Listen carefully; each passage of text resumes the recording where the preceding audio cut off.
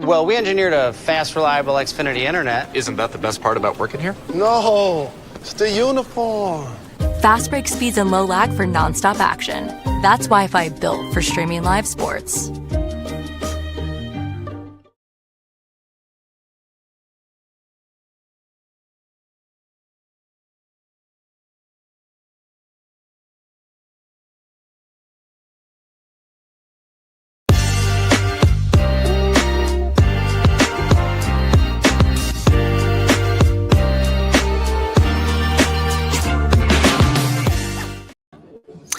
Hello, everyone, and welcome to Inquirer Live at Gameday Central, Phillies Home Opener, sponsored by Xfinity.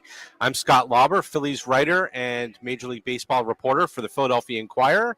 I'm joined by my fellow Phillies writer, Lochlahn March, and we're coming to you live from Citizens Bank Park, where the Phillies are set to take on the Colorado Rockies. Lochlahn, how you doing? I'm great. Happy home opener. We're excited to be here. We made it. 176 days since the last time the Phillies played at home.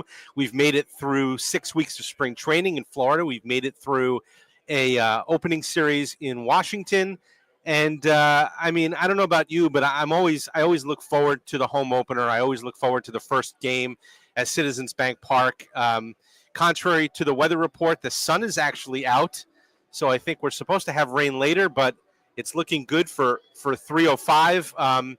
Lochlahn, what's is this sort of like a day that you had sort of circled on your calendar from the very start? Well, I think the biggest day early in the season will be when the Dodgers get here. I think I don't even know what day of the week it is, to be honest with you. They all kind of blend together. But that'll be a really big series for the Phillies, big early test against a team that started the season really strong. So that's one that I've been looking forward to. And I have never actually gotten the chance to see Shohei Ohtani in person. So I'm really looking forward to that at the end of the week. We'll get to that later in the show. Let's start by going back. Let's go back to the weekend in Washington. You and I have watched 3 games now that matter, that count in the standings. What stuck out to you from the Phillies taking 2 out of 3 over the weekend in D.C.? Yeah, I think one of the main things that stuck out to me was Jesus Luzardo's debut. He struck out, I believe, 11 batters, and he kind of showed that he's back to his form from 2023, which is what the Phillies were really hoping for when they traded for him. So I think that was a really positive sign, his outing going forward and for the rotation for this season. Yeah, that was exactly what stuck out to me. You stole my answer. I think Zach Wheeler, right? Like, it's sort of unfair, right? Zach Wheeler goes out in 6 innings. He gives up 1 run. He strikes out 8 or 9, whatever it was. And we're like, ho-hum, that's just Zach Wheeler being Zach Wheeler. It's kind of unfair that he is as good as he is. And so when he is great, it's ordinary. Luzardo followed it up and I thought was just as good, if not better, in game 2. You said the 11 strikeouts, 5 of them came on a sweeper that he didn't even throw until spring training. He's a quick learner, fast study, quick learner. And, I thought that really stood out to me. I think the other thing was the Phillies struggled against left-handed pitching over the weekend. And maybe that's unfair because nobody could see the baseball on Thursday with the shadows in D.C., and that was real.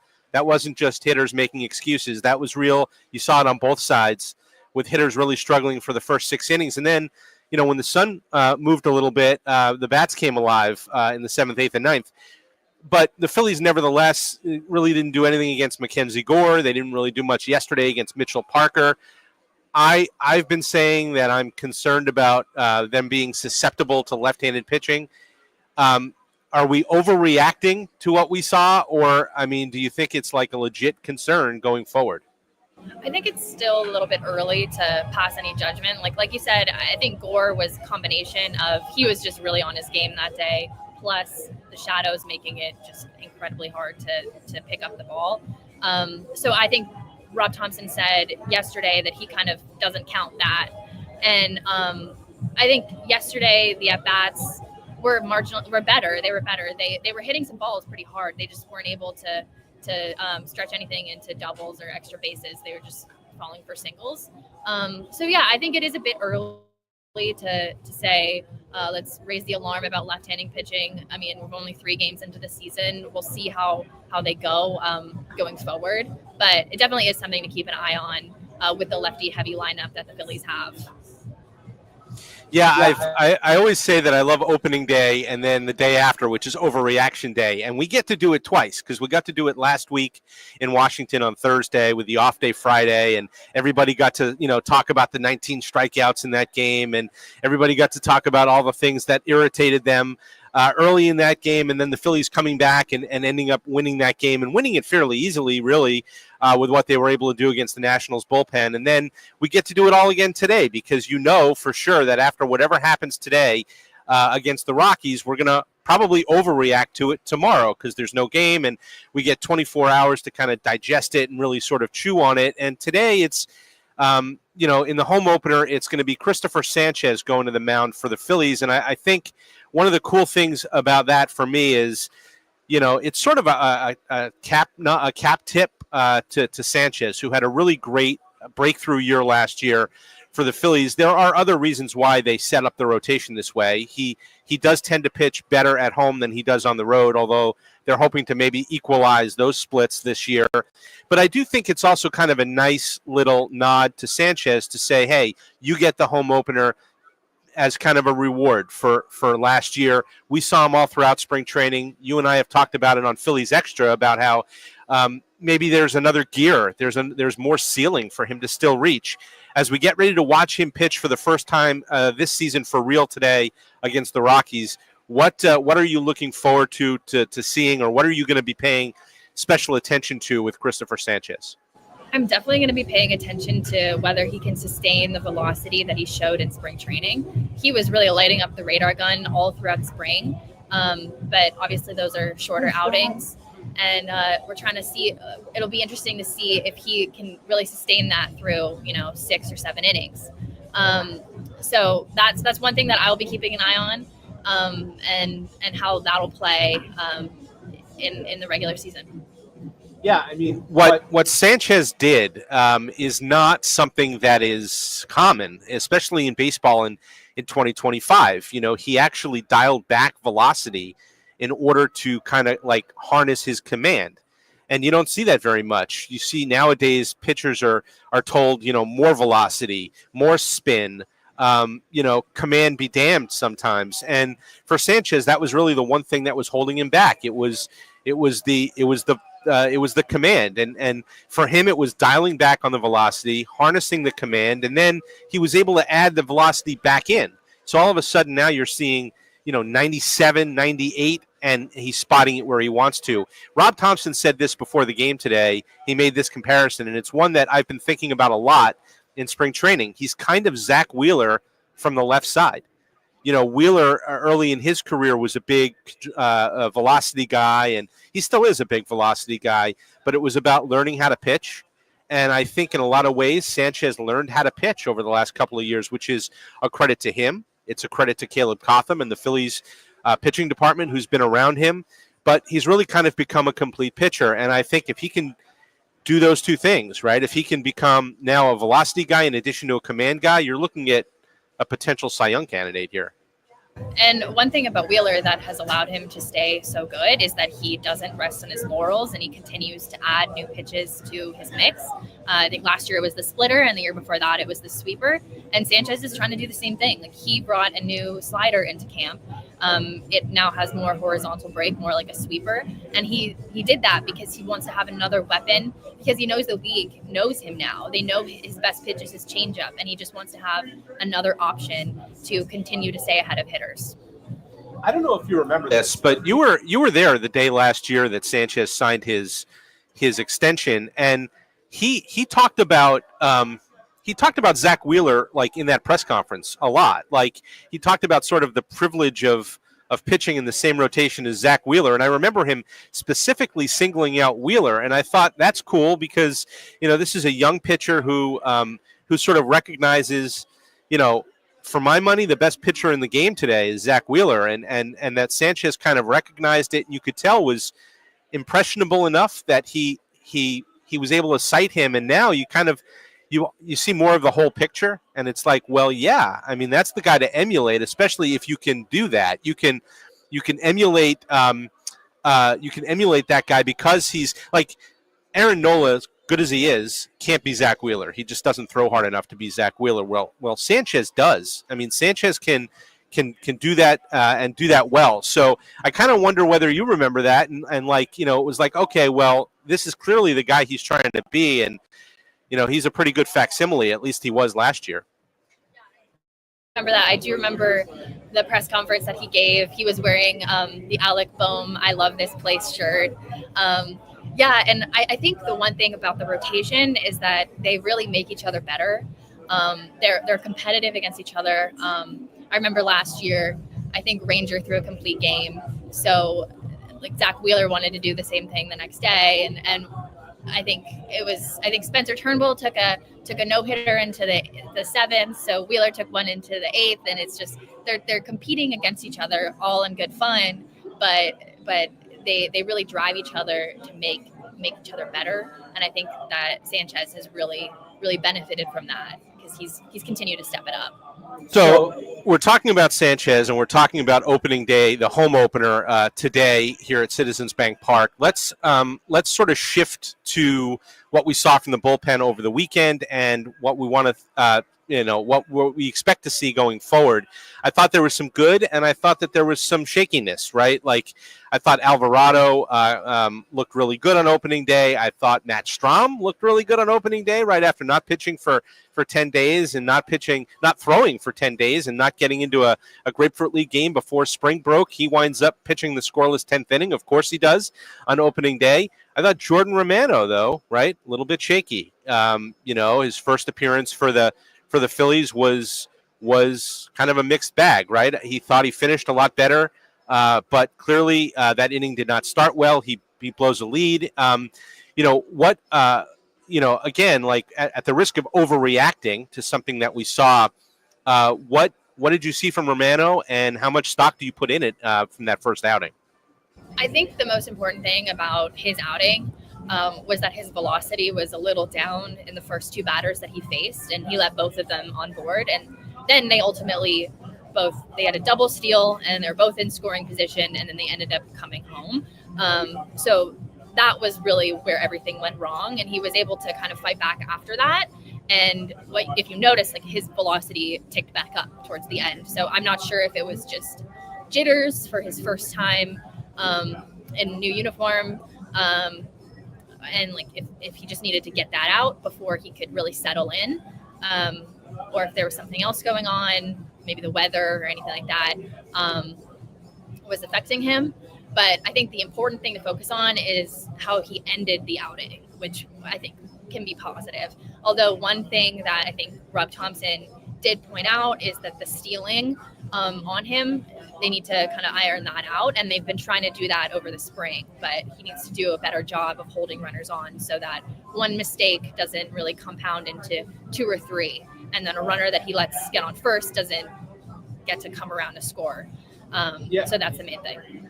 Yeah, I was gonna mention that. I mean, like, so the velocity ticked back up again, which was a good sign.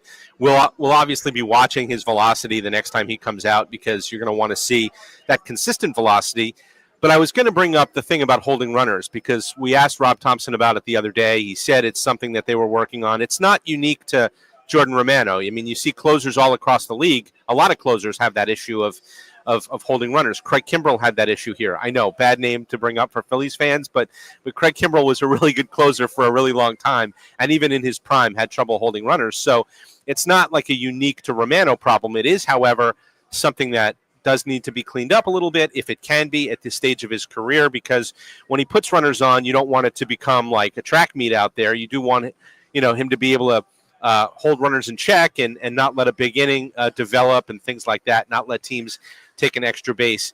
The other thing that I asked him the other night after that game was, and not that this should take him by surprise. He knew that this was the case coming in here, but the Phillies run this sort of unorthodox bullpen where they don't appoint a closer, at least not right away. They might eventually. Kimbrell ended up getting most of the save opportunities the second half of 23.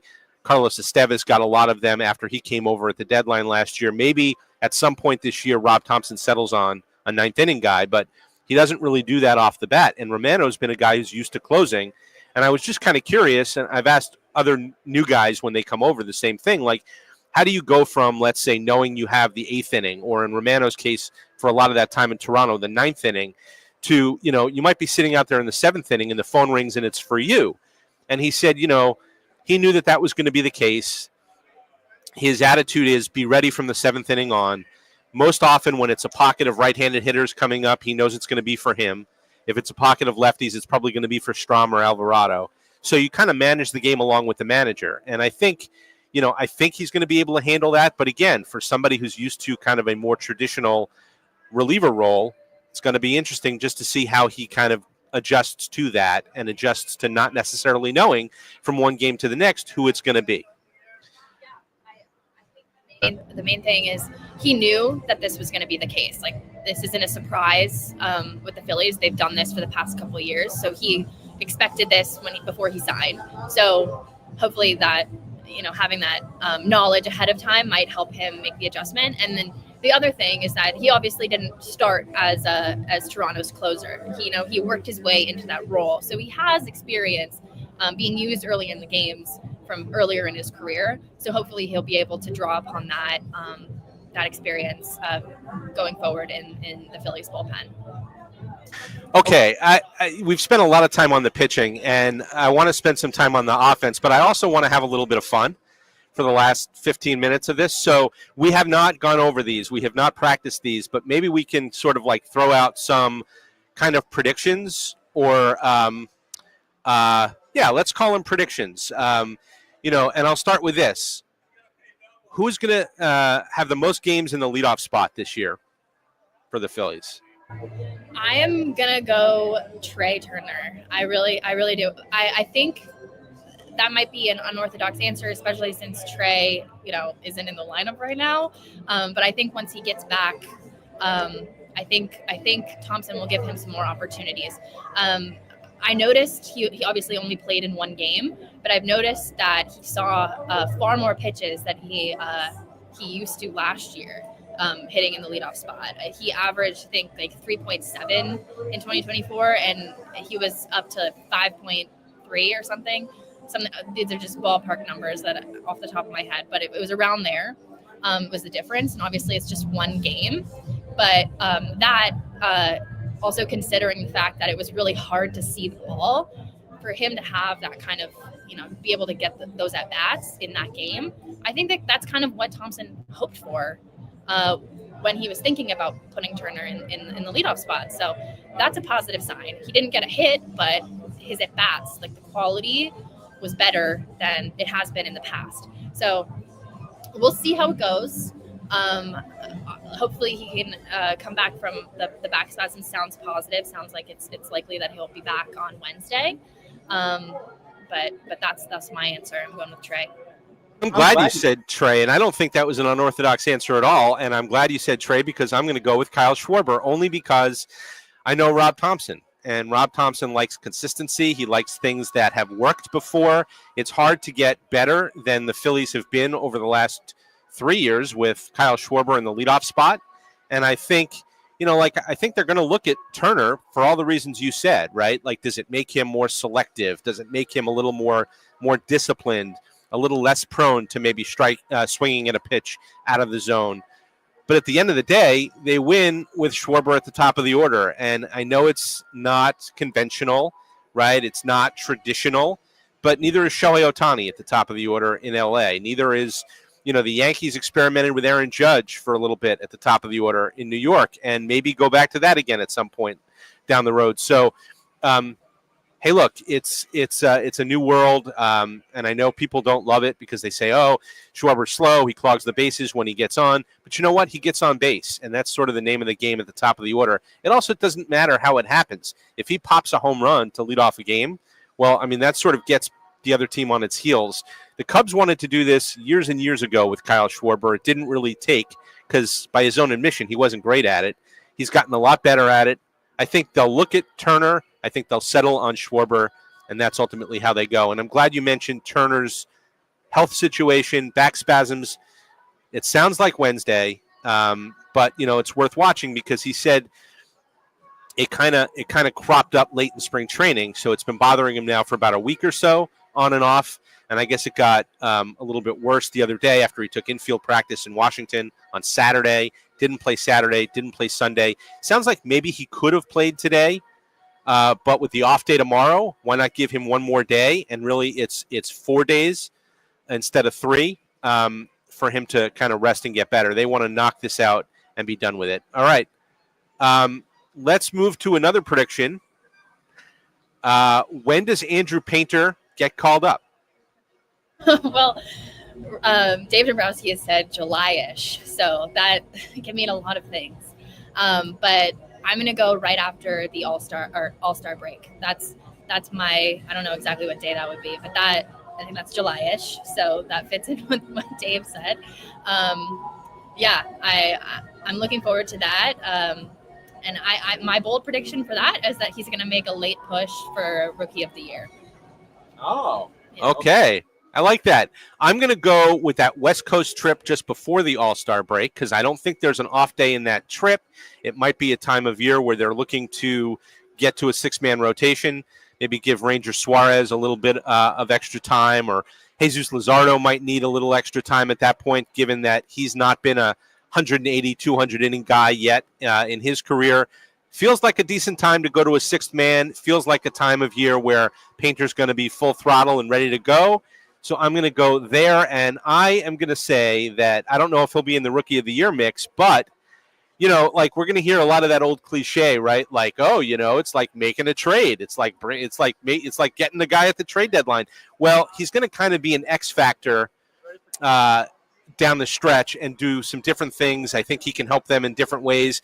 And I sort of wrote, half kidding, in the preview section of the Inquirer, the Phillies preview, that Painter was going to win 10 games and get the save in the game where the Phillies win the NL East. So I will go crazy with that prediction and just say, why not, right? Because I think he can be a guy who can help them. I'm not saying that they're going to do that and put him out in the bullpen and this and that, but maybe he's a guy who could help you in a lot of different ways if their pitching is healthy at that point. So I'll go right before the break. You're going right after the break, but we agree that we're going to see a lot of him in August and September and probably October for sure. What else? What other prediction should we throw out there? How many home runs does Bryce Harper end up with? Oh my gosh, I have no idea. How many did he hit last year? Oh, you had to ask that. I want to say, what was he, 30? Look, 30 is always a safe number for him if he stays healthy. Maybe we do this. How many games is he going to end up playing? Because last year was really the first year in a few years where he stayed, he had that 10 days on the IL in July with the hamstring right before the All-Star break. But that was not ever a serious injury. He avoided any serious stuff. Does he play 150 games this year? I don't know about 150. I would say 140, 145. I think Thompson's going to be extra careful with him because even though Bryce had that hamstring, he was also dealing with irritation in his arm, and I think that really probably did affect him down the stretch. And he was just playing through that all last year. That's true. Yeah, and they probably want to avoid a situation like that. So he's not dealing with that in crunch time when it gets to November. Yeah, no, that's a good point. And I asked him about that because, when he got to camp, none of us really gave that a whole lot of thought. And it was an issue for him last year. And he told me late in camp that, it was definitely, we knew he felt it on swings and misses and things like that. And he said it was just one of those deals where you just can't, it's not an injury that you can rehab during the season. Like, it's something that's going to linger on and on throughout the course of the year. So, he's back and healthy, and all of those things. Let me add to. I didn't say this off the top, but for our audience watching at home, you can head over to Inquirer.com/Phillies Gameday to follow along. as we live tweet throughout today's game, post game-related news, and answer your comments and questions during this segment. So as you can see, there's the web address right there. So I want to make sure that we get that in.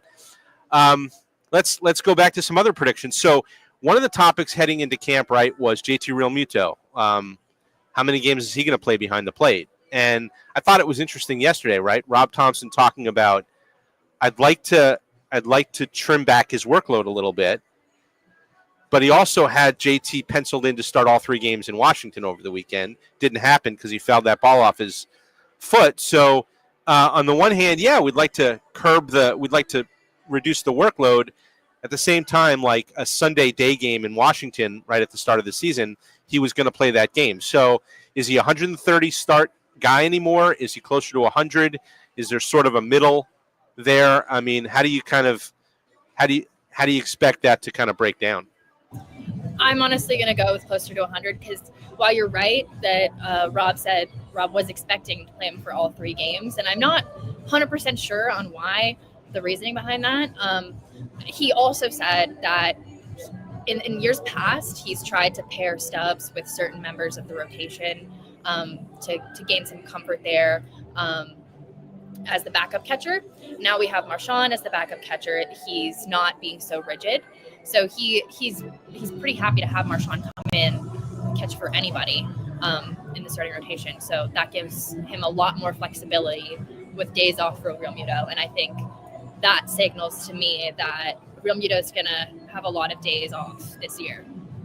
Yeah, I think that's kind of an underrated aspect to the backup catcher decision. Like, we knew all along that if they were both healthy in camp, it was going to be Rafael Marchand and Garrett Stubbs in AAA just because of the options. And, you know, Marchand's out of options. There was no way he was going to clear waivers. But I think, you know, unsaid, at least explicitly, because everyone wanted to kind of be nice about it, was, you know, I think they trust Marchand to play more games.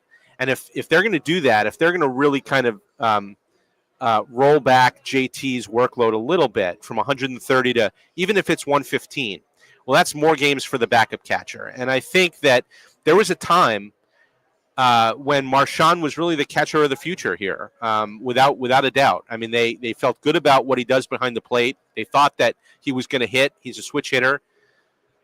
Injuries have kind of gotten in the way. But I do think that there's a sense that, what is he, 26? I think at age 26, if he's healthy, that he's a guy who could play closer to 60 games rather than 40, 75 even if he had to. And I think that was part of the decision as well, is that Garrett Stubbs is a really good backup catcher. He's a really good guy in the clubhouse. He's a really good guy to have around in the pregame planning meetings. When I was talking to him after he got sent down, listening to him talk about going to AAA and working with the younger pitchers, I said, you sound like a coach. Not that you don't want to keep playing, because he does, but you sound like a coach. And coaching is in his future. But, you know, I don't think he's a guy who's going to play 80 games behind the plate if you needed him to. And Marchand can certainly do that. So I think closer to 100 is probably a good estimate for JT. And it probably does everybody a world of good if he's a little bit closer to that number than 130.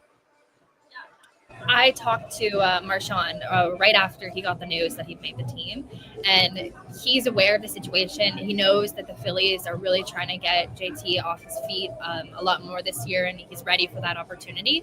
But the other thing that he said, he's put in a lot of work this offseason, gaining a lot of muscle, and I think he thinks that has paid off as far as his health, because like you mentioned, he has dealt with a lot of injuries the past couple of years of his career. So staying healthy is really important, and the Phillies really need him healthy to back up Realmuto and to be able to take on that bigger load. So he thinks he's in a good position to do that based on the work that he's done over the winter. And so it should be interesting to see how he'll hold up and what he'll be able to do for the Phillies. All right, I think it's almost time to wrap things up. Here we're about an hour away from the start of today's game, the home opener at Citizens Bank Park, Phillies against the Rockies. So we want to thank everyone for tuning in to Inquirer Live at Gameday Central, sponsored by Xfinity. Be sure to stick around on Inquirer.com/Phillies Game Day to follow along with us as we live tweet throughout the game, post game-related news, answer your comments and questions, and of course, check out the Philadelphia Inquirer, Inquirer.com, and wherever you read the Inquirer to get everything going on with the Phillies, updates on injuries, games, all season long from now until the end of September, and hopefully longer than that. So for Lochlahn March, I'm Scott Lauber. Enjoy the game, everyone, and we will talk to you again soon.